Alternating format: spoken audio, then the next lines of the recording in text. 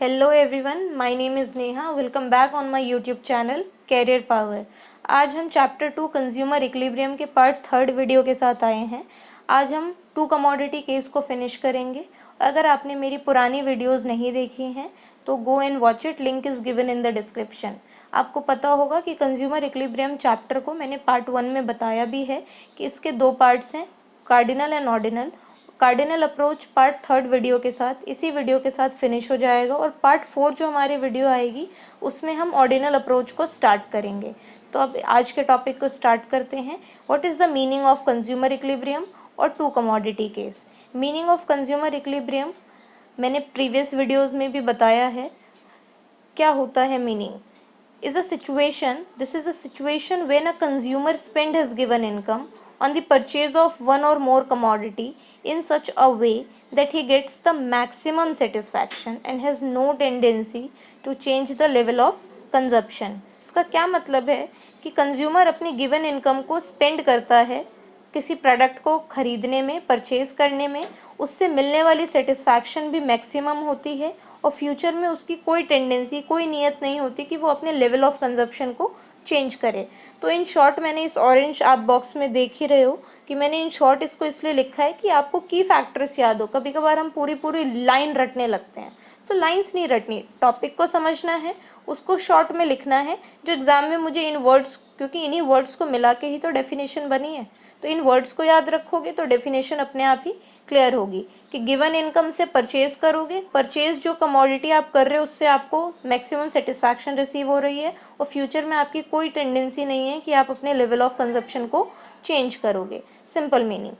अब जैसा कि फर्स्ट वन कमोडिटी केस में भी हमने कंडीशंस पढ़ी थी कि कब कंज्यूमर इक्विलिब्रियम सिचुएशन पे होता है। कंज्यूमर इक्विलिब्रियम अगर मैं बिल्कुल ही रफ लैंग्वेज में बताऊँ ना कि लाइक क्या मीनिंग है, सिंपल सी है कि आप जितना पैसा खर्च कर रहे हो उससे आपको उतना सेटिस्फैक्शन रिसीव हो रहा है। अगर हो रहा है इसका मतलब वो इक्विलिब्रियम सिचुएशन में है। इसी को हम थियोरेटिकली, प्रैक्टिकली पढ़ते हैं, क्योंकि हम यूटिल्स को नंबर में डिफाइन कर रहे हैं तो यहाँ पे नंबर्स के थ्रू पढ़ रहे हैं। सिंपल। तो वैसे ही मैं बताना चाहती हूँ कि इसमें जो कंडीशंस हैं वो कुछ इस तरीके से है कि MUX upon PX is equal to MUY upon PY is equal to MUM। MUM stands for marginal utility of money in terms of rupees. और ये जो MUX PX है, क्योंकि यहाँ पे हम 2 गुड्स की बात करेंगे, 2 कमोडिटी केस की बात कर रहे हैं, तो यहाँ पे marginal utility of X upon price of commodity X is equal to marginal utility of commodity Y upon price of commodity Y। तो सिंपल सी चीज़ है, ये अगर इक्वल है that means this is a situation of consumer equilibrium. अब एक example के थ्रू समझते हैं, ज़्यादा अच्छे से क्लियर होगा। 2 कमोडिटी केस में सिंपल सी चीज़ है कि आपके पास 2 कमोडिटी होंगे। जो कंज्यूमर है वो अपनी गिवन इनकम को 2 कमोडिटी को खरीदने में स्पेंड कर रहा है। तो वेयर एज जो ये MUX क्या डिनोट करता है वो इस टेबल में मैंने लिख ही दिया है कि कमोडिटी X को MUX बोल रहे हो आप MU के साथ, वो आप एक बारी गो थ्रू हो जाना, ओरली मैंने आपको बता दिया है। और ये सारी चीज़ें जो हैं इन टर्म्स ऑफ रुपीज़ है, तभी तो आप कंपेयर कर पाओगे ना। कंपेरेबल ही तभी होगा जब सेम यूनिट्स में होती हैं ये। तो हमारे पास एग्जाम्पल है। एग्जाम्पल ये शेड्यूल में आप देख रहे हो कि हमने 1 2 3 4 5 6 मतलब यूनिट्स कंज्यूम की हैं। इससे मिलने वाली जो यूटिलिटी है कमोडिटी X की पहले कॉलम में है, देन थर्ड कॉलम में आप देख रहे हो कि मार्जिनल यूटिलिटी ऑफ Y है, मतलब कमोडिटी Y से आपको क्या यूटिलिटी मिल रही है। Price of X commodity 3 rupees है और प्राइस ऑफ Y कमोडिटी जो है वो 4 रुपीज़ है। और क्योंकि इक्वेशन कहता है MUX अपॉन PX, क्योंकि हमें फ्रैक्शन देखना है, तो ये फ्रैक्शन भी मैंने सॉल्व करके दिखा रखा है। तो इस टेबल में सारी चीज़ें गिवन है। अगर मैं हर लेवल पे MUX और PX बाई PX, जो ये लास्ट के 2 कॉलम्स हैं, अगर आप देखते हो, क्योंकि MUX divided 36 divided by 3 12, 33 divided by 3 11, 30 divided by 3 10, so on. तो इसी तरीके से आप इसको सॉल्व कर लोगे। ऑरेंज कॉलम्स को डिवाइड करोगे तो ये MUX अपॉन PX आ जाएगा। ब्लू कॉलम्स को डिवाइड करोगे तो आपके पास MUY अपॉन PY आ जाएगा। अगर आप अकॉर्डिंग टू इक्वेशन देखते हो शेड्यूल, MUX अपॉन PX जो है, मतलब ये जो आपके पास लास्ट 2 कॉलम्स हैं, ये कब इक्वल हैं? अगर मैं MUX upon PX commodity X की बात कर रही हूँ तो यूनिट 4 पे ये 9 है और MUY upon PY P Y जो है वो आपके यूनिट 2 पे इक्वल है, 9 है।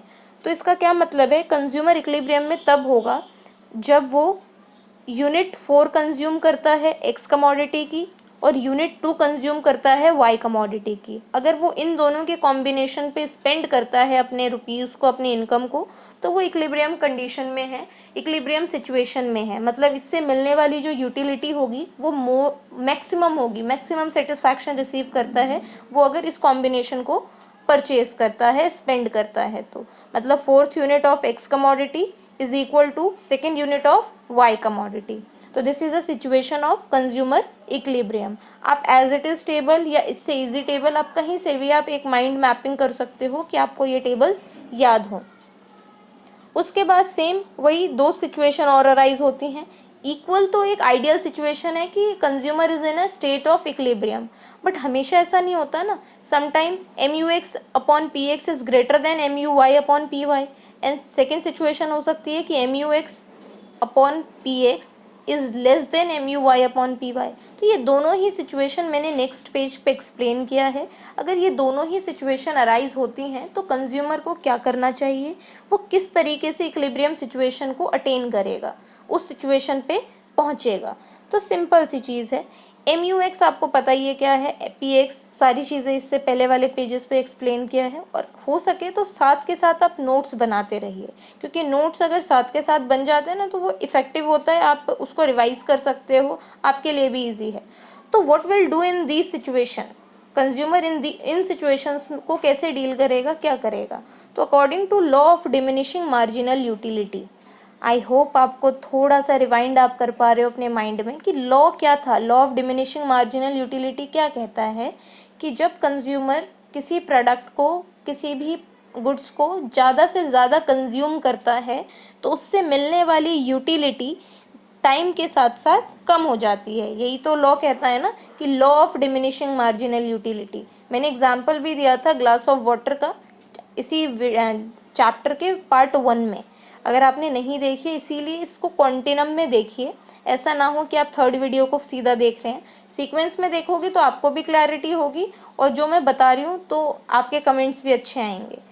तो law of diminishing marginal utility कहता है कि अगर आप किसी भी प्रोडक्ट को ज़्यादा से ज़्यादा कंज्यूम करते हो तो उससे मिलने वाली यूटिलिटी जो है वो धीरे धीरे कम हो जाती है।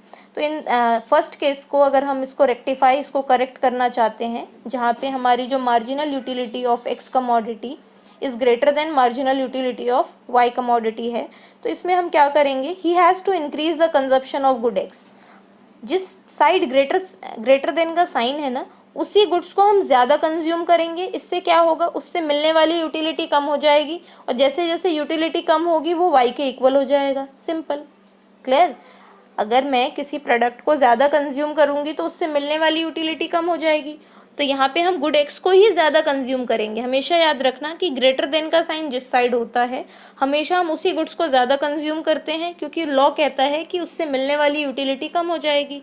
या तो हम ये कर सकते हैं कि वाई कमोडिटी जो है हमारे पास, उसको हम उसकी कंजप्शन को भी, उसकी कंजप्शन को आप डिक्रीज़ कर दो। इससे क्या होगा कि उसकी यूटिलिटी जो है वो इंक्रीज़ हो जाएगी।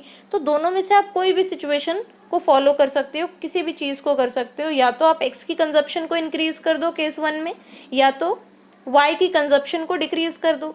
तो दोनों ही केसेस में आप इक्विलिब्रियम सिचुएशन में आ जाओगे। क्योंकि मैं बता दूं, लिखा बुक्स में तो नहीं लिखा होता, बट यहाँ पे नेगेटिव रिलेशन होता है हमारे कंजप्शन और यूटिलिटी के साथ। हम किसी चीज़ को अगर ज़्यादा कंज्यूम करते हैं ना तो उससे मिलने वाली यूटिलिटी ख़त्म हो जाती है। फॉर एन एग्जांपल, अगर आपको बर्गर सपोज़ बहुत पसंद है तो आप वीक में सपोज़ एक बर्गर खाते हो या 10 डेज़ में एक बर्गर खाते हो। अगर आप डेली बर्गर खाना शुरू कर दोगे ना तो आपकी फिर वो फेवरेट फूड नहीं रहेगी। फिर आप सोचोगे यार डेली मिलता है, क्या हो गया, ठीक है, हो रहा है, मिल रहा है खाना। लेकिन कोई चीज़ आपकी फेवरेट है, उसको एक लॉन्ग टाइम के बाद खाओ तो आप बहुत क्यूरियस होते हो उस चीज़ को खाने के लिए, और आपको लगता है कि कितना फेवरेट फूड बना है मेरा। लाइक एक एक्साइटमेंट लेवल बहुत ही हाई होती है हमारी कि वाओ आज तो बहुत अच्छा फूड मिलेगा, बहुत अच्छा खाना मिलेगा। तो यहाँ पे एक नेगेटिव रिलेशन होता है। अगर किसी चीज़ की कंजप्शन आप डेली करते हो ना तो उससे यूटिलिटी जो है वो कम मिलती है, और अगर आप उसकी कंजप्शन डेली नहीं करते तो उसकी यूटिलिटी हाई होती है जब भी आप उसको कंज्यूम करते हो। तो there is exist a negative relation between consumption and utility. वही चीज़ मैंने दोनों केसेस में एक्सप्लेन किया है। फर्स्ट केस में जिस साइड ग्रेटर साइन का आपको इंडिकेट हो कि ग्रेटर देन साइन हो, उसी कमोडिटी को ज़्यादा परचेज करो, या फिर जिस कमोडिटी को आपने कम परचेज किया है उसको और कम कर दो जिससे मिलने वाली यूटिलिटी इंक्रीज हो जाए, तो ये सिचुएशन जो है वो रेक्टिफाई हो जाएगी। तो सेम सेकंड सिचुएशन अगर आप देखते हो जहाँ पे MUX जो है वो कम है MUY के, MUX upon PX is less than MUY upon PY। अब इसमें आप देखो ग्रेटर देन का साइन किस साइड है, Y कमोडिटी के साइड, तो हमें क्या करना पड़ेगा कि Y की कंजप्शन को और इंक्रीज करना पड़ेगा जिससे मिलने वाली यूटिलिटी कम हो जाए, और जैसे ही यूटिलिटी कम होगी हम X के इक्वल हो जाएंगे। या फिर ये कर सकते हो कि X की कंजप्शन को डिक्रीज कर दो तो उससे मिलने वाली यूटिलिटी इंक्रीज हो जाए। तो या तो X, दोनों सिचुएशन में आप किसी एक चीज़ को फॉलो करो, या तो कंजप्शन को इंक्रीज कर दो या कंजप्शन को डिक्रीज कर दो, ठीक है। आप अपने आप ही यूटिलिटी वाली सिचुएशन को अटेन कर लोगे, इक्विलिब्रियम सिचुएशन को अटेन कर लोगे, क्योंकि there is a negative relation between consumption and utility. तो in both the cases consumer will do this process until he gets or reach the situation of consumer equilibrium. इस consumer को तब तक ये करना है जब तक वो कंज्यूमर इक्विलिब्रियम की सिचुएशन को अचीव ना कर ले, तब तक उसको इंक्रीज डिक्रीज करना पड़ेगा कंजप्शन को। इंक्रीज डिक्रीज करने के पीछे का रीज़न क्या है, क्योंकि हमारी जो मनी है, गिवन इनकम है, वो तो कांस्टेंट है, वो तो उतनी रहेगी, उसको तो बढ़ा नहीं सकते। तो सिंपल सी चीज़ है, आपको इंक्रीज डिक्रीज करना पड़ेगा। तो इसी तरीके से अगर हम एक लेवल तक करते हैं, ये तब तक करेंगे जब तक हमारी जो इक्वेशन है वो ग्रेटर देन और लेस देन के साइन को हटा के इक्वल टू के साइन को ना रिप्लेस कर दे। तो ये लास्ट में जो लिखा है, इस सिचुएशन पे आने के लिए आपको इन चीज़ों को कंटिन्यू करना पड़ेगा। तो आज की वीडियो हमारी यहीं पे फिनिश होती है। एक बार रिवाइज ज़रूर करें, क्योंकि 1 कमोडिटी और 2 कमोडिटी केस में से एक क्वेश्चन आना ही है, बट हमने तो पेपर बनाया नहीं है, तो हमें दोनों ही टॉपिक्स को बहुत ही अच्छे से डिटेल में करना है। Thank you so much for watching. Video को लाइक, शेयर और सब्सक्राइब करना ना भूलें, और अपने फ्रेंड्स के साथ ज़रूर शेयर करें, सबके पास ये वीडियो पहुंचाएं। Thank you so much.